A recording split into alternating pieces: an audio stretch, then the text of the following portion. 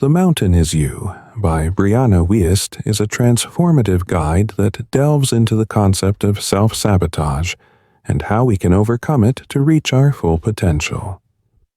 Over this video, I'll share the key insights from this book, which is both a profound exploration of the human psyche and a practical guide to personal growth.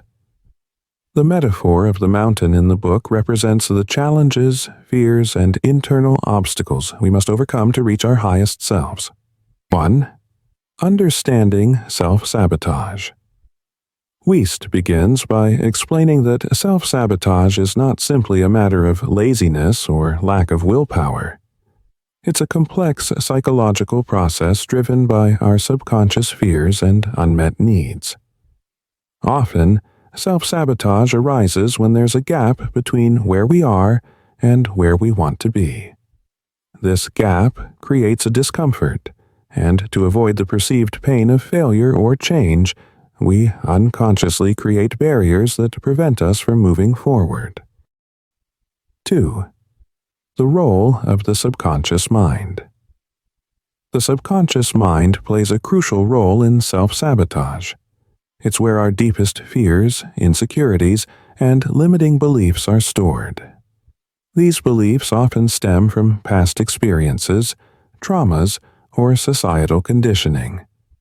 Wiest emphasizes that to overcome self-sabotage, we need to bring these subconscious patterns to the surface and consciously reprogram them.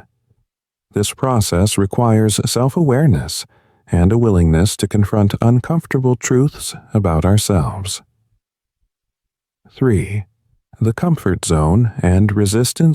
Wiest discusses the concept of the comfort zone, which is the psychological space where we feel safe and secure. While it's natural to want to stay within this zone, growth happens outside of it. Resistance to change is a common form of self-sabotage. We resist because stepping into the unknown triggers fear and uncertainty. However, Wiest encourages us to view resistance as a sign that we're on the right path. When we feel resistance, it often means we're about to break through to a new level of personal growth. 4. Emotional intelligence and healing.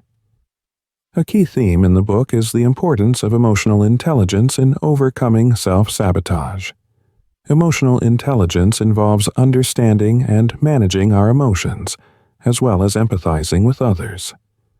Wiest argues that many of our self-sabotaging behaviors are rooted in unresolved emotional issues. Healing these wounds is essential for breaking free from self-sabotage. This healing process involves acknowledging our pain, allowing ourselves to feel it fully, and then letting it go. 5. The power of self-compassion. Self-compassion is another vital component in overcoming self-sabotage. Wiest emphasizes that being hard on ourselves only reinforces negative patterns. Instead, we should practice self-compassion by treating ourselves with the same kindness and understanding we would offer a friend. Self-compassion helps us build resilience and encourages us to take risks without the fear of harsh self-judgment if we fail. 6. Redefining success and failure. Wiest challenges the traditional definitions of success and failure, suggesting that our perception of these concepts often contributes to self-sabotage. She proposes that success should be defined by personal growth and alignment with our true values, rather than external achievements. Similarly, failure should be seen as a natural part of the learning process, not as a definitive end. This shift in perspective allows us to approach our goals with a healthier mindset, reducing the fear of failure that often leads to self-sabotage. 7. Building new habits.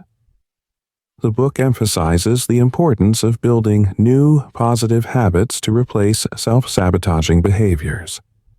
Wiest suggests starting small and focusing on consistency rather than perfection. By creating routines that support our goals, we can gradually rewire our brains and make success a part of our daily lives. The key is to be patient and persistent, understanding that change takes time. 8. Embracing change. Wiest highlights the necessity of embracing change, even when it's uncomfortable. Change is inevitable, and resisting it only leads to more self-sabotage. She encourages readers to adopt a growth mindset, where challenges are viewed as opportunities for learning and development. By embracing change, we can transform the mountains in our lives from obstacles into stepping stones toward our highest potential. 9.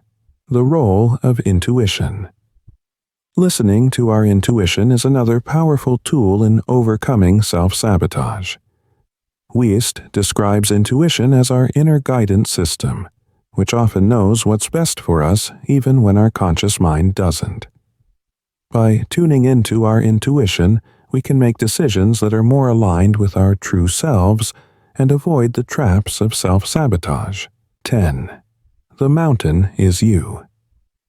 The book concludes with the powerful idea that the mountain you must climb is yourself. The obstacles you face are not external, they are within you.